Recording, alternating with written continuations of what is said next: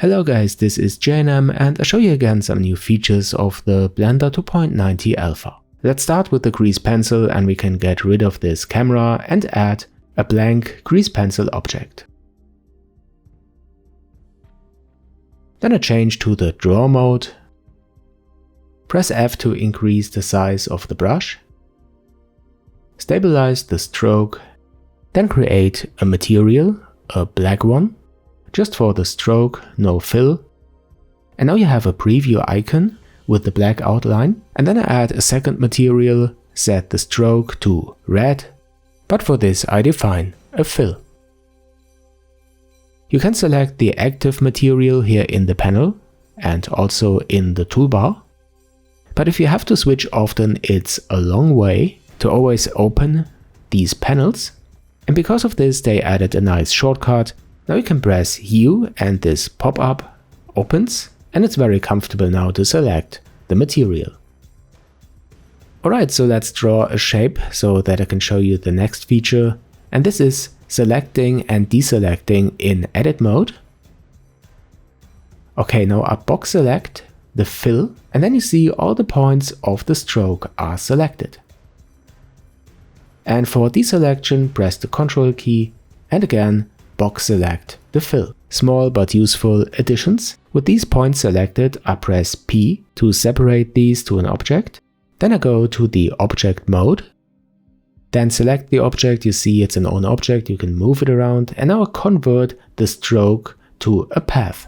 Can also be a Bezier curve, because what I want to show is that you have the option now, after the conversion, to define a resolution and a depth for a bevel. That is used then for your curve. I set it to 32 and 0.02 and look at this nice bevel. And now you can go ahead and select some points in edit mode, press Alt and S to scale and create this kind of interesting effects.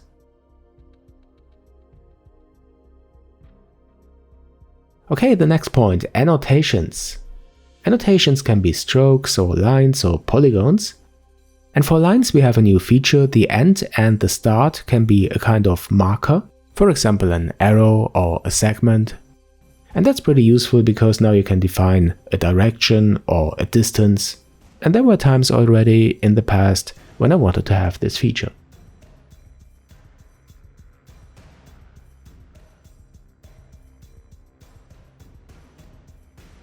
Okay, now a very small one, but I want to mention it. We have an About dialog now that you find in this menu. I guess especially important for us developers, displays the hash and the date of the build.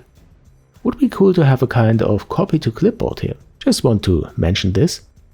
And now comes a bigger one, I guess you waited for this, the cloth filter. Spoiler alert, I love this. First I add a plane and set the shading to smooth. Then I subdivide this quite dense 140 times so that we have enough vertices to play around with this in sculpt mode. And before select the new cloth filter, I use the mask brush to paint some kind of anchors, dots here around the edges. But before I increase the strength of the overlay so that we can see the mask better, just very lazy paint this in. Doesn't have to be perfect, and you see how this works when I select the new cloth filter, keep the filter type to gravity, and now press the left mouse button and drag to the left over the viewport and kind of pump this up. It is so nice. And it also works in the opposite direction. I drag to the right and it falls downwards. Okay, I press Alt and M to get rid of the mask, and to make it a bit stronger and thicker, I add a solidify modifier. Just like that, looks nice. Then I apply it with the new apply menu. And now let me show you this in combination with face sets. That's also so cool. First I select here draw face sets and draw onto the mesh and another one so that we have two of them. You can press Shift and smooth the edges. And then I go back to the cloth filter And this time I select the option Use Facets. And again I add a gravity, but I start at this facet, and then the gravity is applied for this area only. Okay, now let's use another filter type, for instance pinch, and this filter I use for the other facet.